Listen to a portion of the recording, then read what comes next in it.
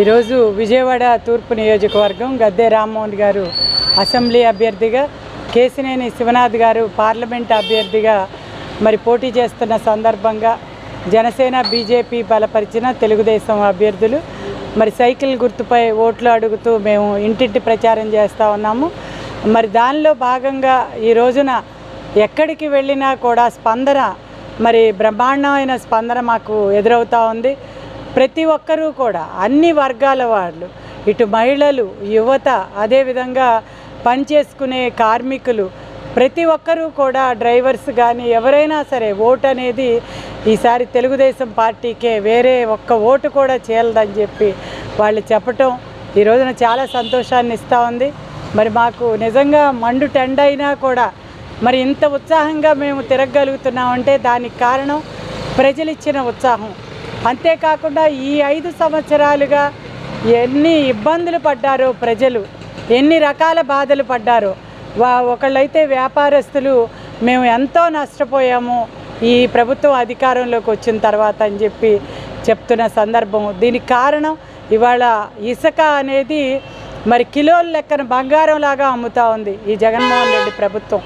గతంలో చంద్రబాబు గారు అధికారంలో ఉన్నప్పుడు ఇసుకని ఫ్రీ చేస్తే మరి ఎన్నో నిర్మాణాలు ఇక్కడ అమరావతి రాజధానిగా విలసిల్లుతూ మరి ఇక్కడ చాలామంది ఇళ్ళు కానివ్వండి, అదేవిధంగా వ్యాపార స్థలాలు, సముదాయాలు అన్నీ పెద్ద ఎత్తున కట్టడం మూలంగా అందరికీ చేతి నిండా పనులు ఉండేవి.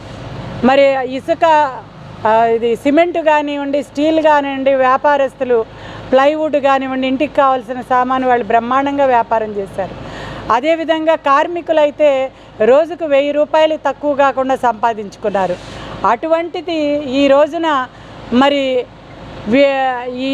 ఈ ప్రభుత్వం అధికారంలోకి వచ్చిన తర్వాత చాలా వరకు అందరికీ పనులు తగ్గిపోవటమే కాకుండా మనం సంక్షేమ కార్యక్రమాలు చెప్తే వాళ్ళకి బాధ వేస్తూ ఉంది. ఎందుకంటే మేమే బోళ్ళంత సంపాదించుకునే వాళ్ళం, మాకు పనులు ఇప్పించండి చాలు అనే పరిస్థితిలో వాళ్ళంతా ఉన్నారు. మరి రేపు తెలుగుదేశం అధికారంలోకి వస్తే రాజధాని అమరావతి అవుతుంది, మళ్ళీ చేతి నిండా పనులుంటాయి, ఇసుకని మళ్ళీ ఫ్రీ చేస్తారు. ఇవన్నీ కూడా వాళ్ళు ఆశగా ఎదురు చూస్తూ ఉన్నారు అన్ని వర్గాల ప్రజలు.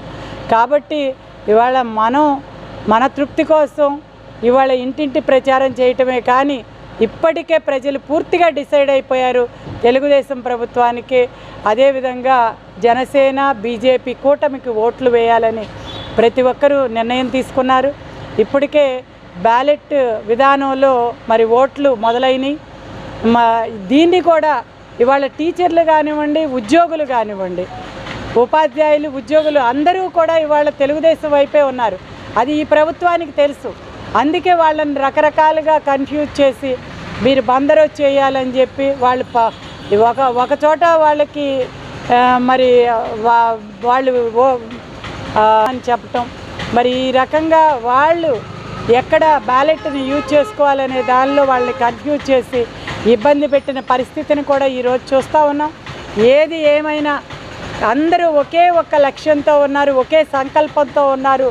తెలుగుదేశం జనసేన కూటమిని అధికారంలోకి తీసుకురావాలి, ఇవాళ ప్రజలందరి సమస్యల్ని పరిష్కరించుకోవాలనే ఒకే ఒక లక్ష్యంతో ఉన్నారు. వాళ్ళ సంకల్పం అనేది నెరవేరేటట్లుగా తప్పకుండా ఆ భగవంతుని ఆశీస్సులు కూడా ఉంటాయని మేము ఆశిస్తూ మరి జై తెలుగుదేశం, జై జనసేన, జై బీజేపీ. నియోజకవర్గంలో అభివృద్ధి జరుగుతుంటే పదే పదే అడ్డుకుంటున్నారని ఆరోపిస్తున్నారు.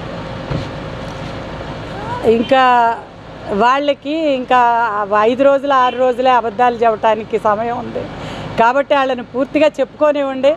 ప్రజలే దానికి అన్నిటికీ సరైన సమాధానం చెప్తారు.